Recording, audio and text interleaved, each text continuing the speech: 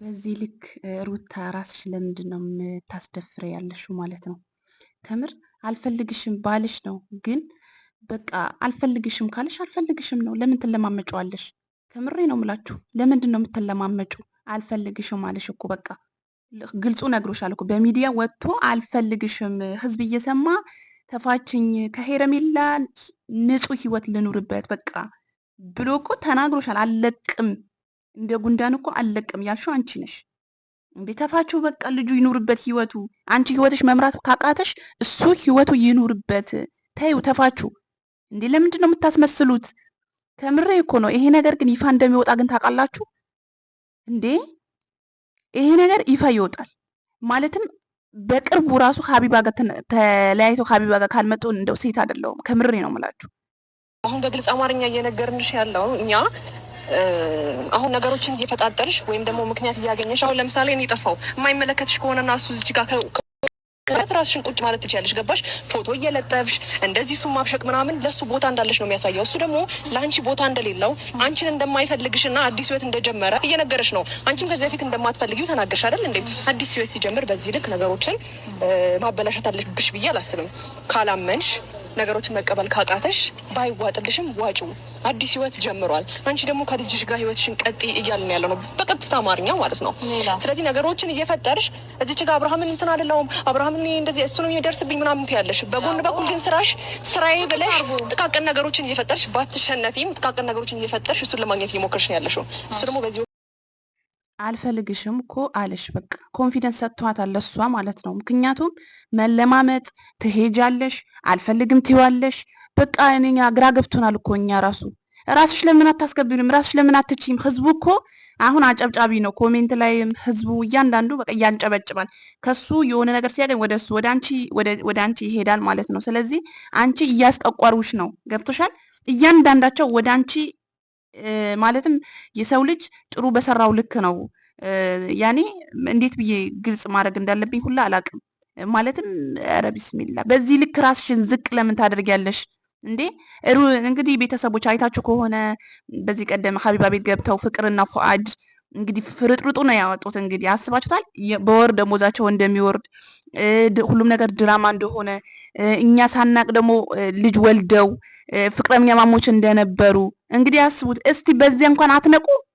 ከምሬ እኮ ነው። እርግጠኛ ነኝ ዩቲዩቡ ራሱ የሼር ነው፣ የሶስት ሰው ነው፣ የሼር ነው። አብርሃም ላይ ብዙ ጊዜ የሚጫ ነው ማለት ነው። እና ይሁን ችግር የለውም ግን ሩታ እኔ በጣም እያናደደችኝ ነው ማለት ነው። ምክንያቱም እራስሽ ለምን አታስከብሪም እንዴ? በዚህ ልክ ህዝብ እንዲጠላሽ ለምን ታደርጊያለሽ? ብዙ ተከታይ ያለሽ፣ ብዙ ሰው ይወድሻል። ግን በዚህ ልክ ለምን እንዴ? እኛ እኮ የምናውቃት ሩታ ነው የምናውቃት እንጂ ሄረሜላ አሁን በቅርብ ነው የመጣችው። በዚህ ልክ ራስሽን ለምን ታስደፍሪያለሽ? ህዝብ እንዲጠላሽ ለምን ታደርጊያለሽ እንዴ? በቃ ተፋችሁ። አልፈልግም ካለሽ አልፈልግም ነው። ልጁ እኮ አልፈልግም ህይወቴ ልኑርበት ውጭልኝ እያለሽ ነው አይደል? እየደረስሽባቸው ያለው አሁን ላይ አንቺ ነሽ እንዴ? ከምሬ ነው። በዚህ ልክ ዶላር ይጣፍጣል። በዚህ ልክ ክብርሽ ዝቅ አድርገሽ ነው ገንዘብ የምታገኙ እንዴ? ኧረ ገደል ይግባ ከፈለገ። እኔ ስኖር እኮ ነው ሁሉም ነገር አይደል እንዴ? እንዴ በዚህ ልክ ባሌን ክብር ነክቼ የልጄን ክብር ነክቼ ነገ እኮ ልጅሽን አድጎ ልጅሽን ካሜራዊ ማየቱ ይቀራል በዚህ ልክ። ኧረ ተይ ሩታ ተይ፣ ተመለሺ ተይ። በቃ አትፈልጊውም። አብርሃም ደግሞ አልወጣልሽም። እርግጠኛ ነኝ ውስጥሽ ላይ ያለ አብርሃምን እንዴ የልጅሽን አባት ነው። ልጅሽ መጠየቅ ይችላል፣ መምጣት ይችላል። በቃ ግን ይሄ ነገር ግን እንደ ቀልድ ጀምራችሁት እውነታ ከምሬ ነው የምነግራችሁ ቤተሰቦቼ። ይሄ ነገር እንደ እውነት ስናወራ እንደ ቀልድ ጀምረው ነገ ወደፊት እውነታ ሆኖ ነው የምናገኘው። ታያላችሁ። ይሄ ቪዲዮ እየሰሩ ያሉት ሁሉ ድራማ ነው ይባላል እንጂ ድራማ አይደለም። እውነታ ታሪክ ይሆናል በቅርቡ ማለት ነው። ምክንያቱም ፍቅር አይን ስውር ነው እያልኩ ነበረ። ፍቅር ከባድ ነው፣ በጣም ከባድ ነው። ይኸው አታዩም? መጀመሪያ እኮ ፍቅርን የአብርሃም ፍቅረኛ ነበረች አይደል እንዴ? ስለዚህ ተለያዩ፣ ሩታ ገባችሁ። ከሩታ በኋላ ደግሞ ፍቅር ፋድን አፈቀረች፣ ፋድን ወለደች። አስቡት እንግዲህ ጊዜ እንደዚህ ነው የሚቀያየረው፣ እንደዚህ ነው የሚለዋወጠው ማለት ነው እንዴ። ኧረ ተው፣ ኧረ ተው፣ ኧረ ተው። ብቻ ይመቻቸው፣ እኔ ችግር የለብኝም። ግን እንደው ወላሂ ላዚም ከባድ ነው። ሩታ ግን ወዴት እንደሄድሽ አስበሽበት አምነሽበት ነው የገባሽ ነገር ነው ይሄ ነገር ማለት ነው። ግን ነገ ግን ትቃጠያለሽ። ደግሞ እኮ ትናደጃለሽ። ስታወራሽ ራሱ እየተናደድሽ ነው ማለት ነው። ግን ምንድነው ተይ ተነጋግራችሁ ብትፈቱት የተሻለ ነው። የልጅሽን አባት ከሆነ ልጅሽን በቃ አስከብሪ። እንደው ይሄ ነገር ግን ወደ ሀቢባ ቤት ካልመጣ የእነ አብርሃምና የሩታ ነገር እንደው ሀያት ምን አለችኝ አትበሉ ማለት ነው። በግልጽ አማርኛ ነው እየነገርኳቸው ያለሁት ማለት ነው። እና ወደ ሀቢባ ቤት ይመጣል፣ በቅርቡ ይፋ ይወጣል። ስለዚህ ምክንያቱም ዩቲዩበሮች ወደ ሀቢባ ቤት መግባት ጀምረዋል። ከምሬ ነው የምላችሁ። እኔ ፏድን የዛን ቀን ማለት ነው በቃ እስከ መነሻው እስከ መጨረሻ እስከሚወጣ ድረስ በቃ አይኑ ላይ አፍጥጫለሁ ማለት ነው። እንደው ማወቅ ስለፈለኩኝ ማለት ነው። ገባችኋ? ስለዚህ ሩታ የቤተሰብ ክብር አለ፣ ያንቺ የራስሽ ክብር አለ፣ የልጅሽን ክብር አለ። በዚህ ልክ ገንዘብ ያጣላል። ገንዘብ ጥሩ አይደለም። ተይ ፍቅር ይሻላል። ከምሬ ነው። እንደው አንዳንዴ ማለት ነው ፍቅር ይሻላል ብዬ ነው ማስበው። ፍቅር ካላችሁ ምንም አትሆኑም። የምትወጁ ከሆነ ገንዘብ ቀስ ብሎ የሚመጣ ነገር ነው ማለት ነው። ገንዘብ ይሄዳል ይመጣል፣ ተለዋዋጭ ነው። ፍቅር ግን ወላሂ መቼም የማይላቀቅ ነገር ነው ማለት ነው። ከምሬ ነውና በዚህ ልክ ባትወየውም ዛሬ ወጥቻለሁኝ።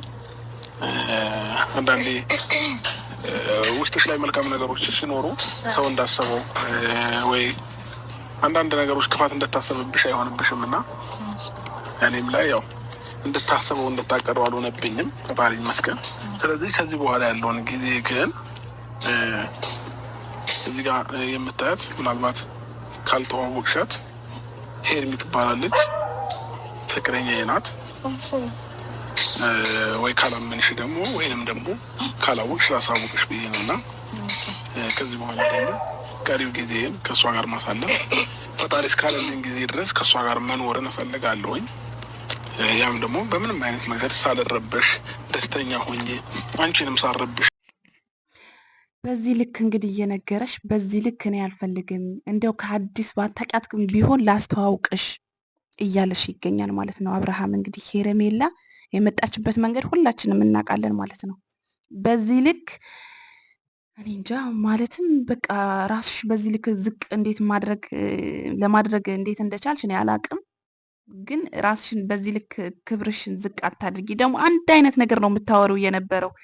በቃ እኔ አንተ ነህ የምትደርስብኝ እኔ አልደርስብህም። እየደረሽበት እኮ ነው እንዴ! አንቺ እኮ ነሽ በቃ ተፋችኝ። በጣም ተደጋግሞ ቪዲዮ ሰርቶብሻል።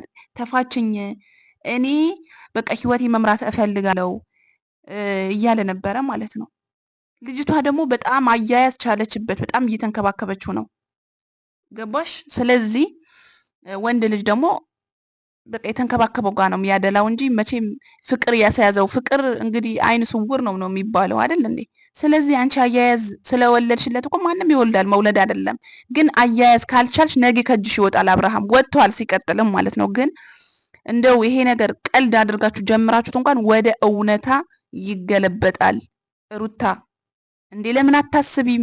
ለምን እንደ ቆም ብለሽ አታስቢም? ለማሰብ ለምን ቸገረሽ እንዴ? በቃ ይኑርበት ህይወቱ። በቃ አዲስ ፍቅር በቃ አዲስ ህይወት ጀምሬያለሁ ብሎ አስተዋውቆሻል።